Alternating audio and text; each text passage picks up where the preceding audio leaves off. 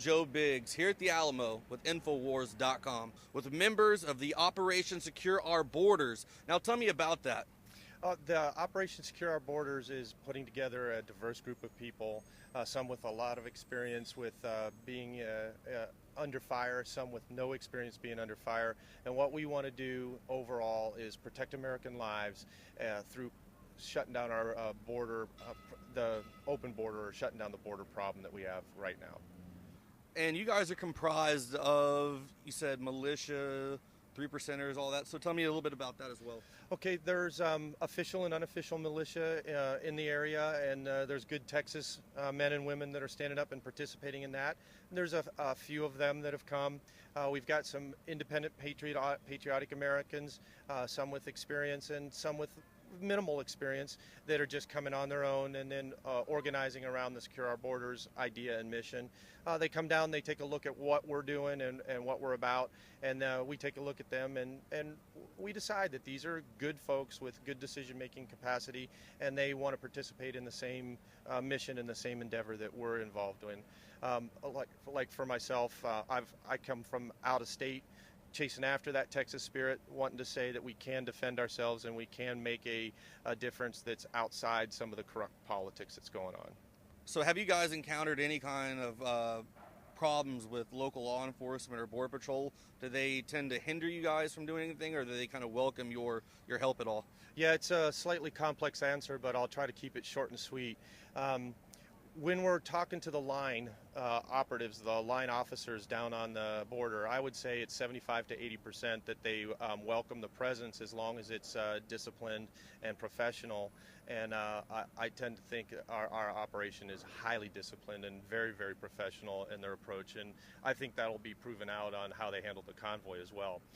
As what you can tell from our interaction with them is that they're under very strict leashes and collars, and they are not allowed to participate in any way or provide us with any concrete information that would help us be more effective or safe on the border.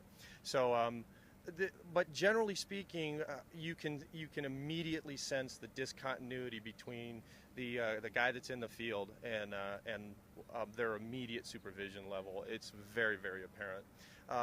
A kind of an example of that that's really important is their equipment and what their status and profile is more like a neighborhood watch. There are guys with badges and blazers and maybe a pistol, and they're not showing anything more. So when we arrive on the scene and we're in much more of a self-defense capacity and capability, then they'll say, hey, you know, if you want assistance from us, call this number, and they're helping us out. But what we say back to them is, well, if you need assistance from us, then you're certainly welcome to call. And we're getting a reasonable head nod because that's men in the field. Well, I've heard a lot of different stories on mainstream media about the militias out here on the border. So this is a chance for you guys to kind of clear the air and, you know, talk about what it is you're really trying to achieve. You know, I've heard that they've said that you guys, you know, not maybe your group in particular, but they look at one militia group and then they try to say that that's how everybody is acting. And they're saying that you guys go around pointing guns at kids coming across the border, things like that. So for the people who are going to be watching, you know, tell us what mainstream media is not saying about the militias, the good that you're trying to do, things like that. You know, how hard it is to, you know, leave your regular jobs, your families, to come down here and secure the border, and especially when you don't have a lot of funding into this, you know, at all. It's got to be a very hard task to complete. Yeah, I'm really glad that you would ask that question. Like from a big picture down, yeah, these are great, good-hearted Americans.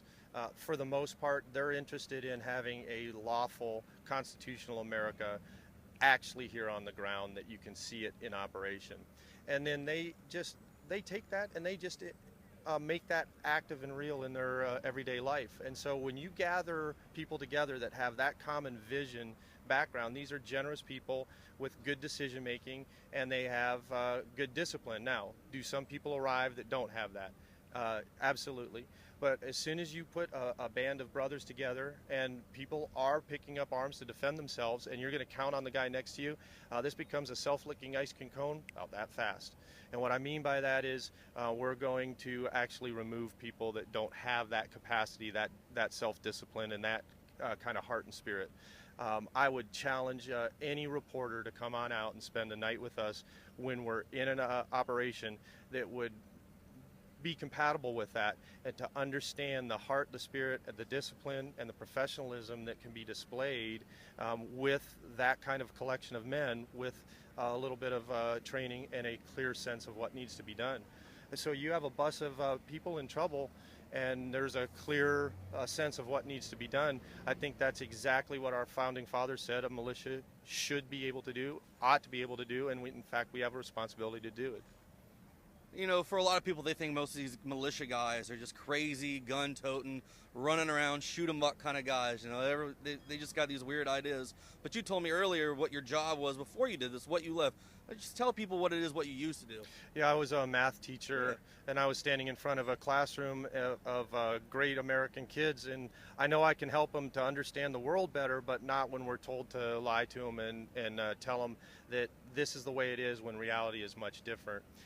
And most of them want somebody to do something, and I just reached the point where I said, no, there is something that can be done, but it's not getting done by the typical call and the typical political process. So if there's a way to lawfully and forcefully compel politicians, people that have authority to actually do their job in the right way, then it's going to take a little bit of edgy action. And I understand that people in the public are going to be uncomfortable with the idea that that has to be done.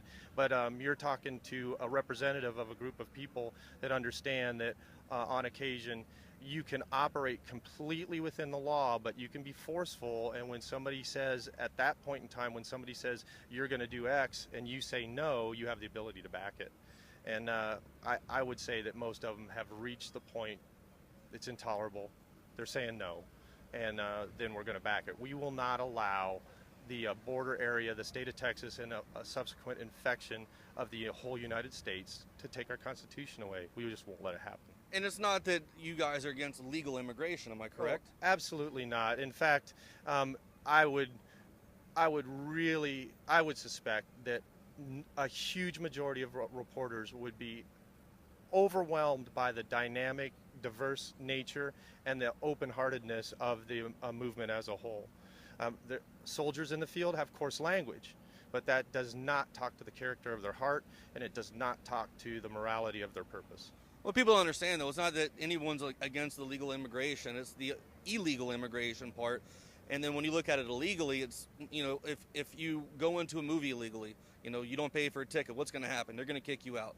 If you get on a boat that only holds 10 people, like our country right now has a maximum capacity, basically, and when we start bringing in more people, what's going to happen to that boat? It's going to sink. Yes. And there's the aspects of overwhelming, but there's also the aspect of if you take a poison in and you take too much poison in, it kills it. And so the poison isn't the immigration. That's what built this country, and we're going to be fine with immigration. The poison is the lawlessness, the absolute lawlessness. You either have an illegal immigration problem, or you have a drug problem, or you have two things that are working together, and they're using both of them to inject lawlessness. And that would be the major point of our mission description and the major point of what most people are asking for. They're not asking to participate or make a more lawless situation. They're asking for the laws that we have to be enforced, and they will step back. But this ought to be embarrassing to our leadership that people actually have now reached the point where they say, I will stand and I will do what you won't do. All right, well, thank you for your time, sir. I appreciate it. I really appreciate and it. hopefully everybody gets a chance to watch this. I encourage you to share this video. People need to understand what the militias are all about, what they're trying to do, how they're helping secure the border, because our government clearly is not doing its job. I am Joe Biggs here at the Alamo with Infowars.com.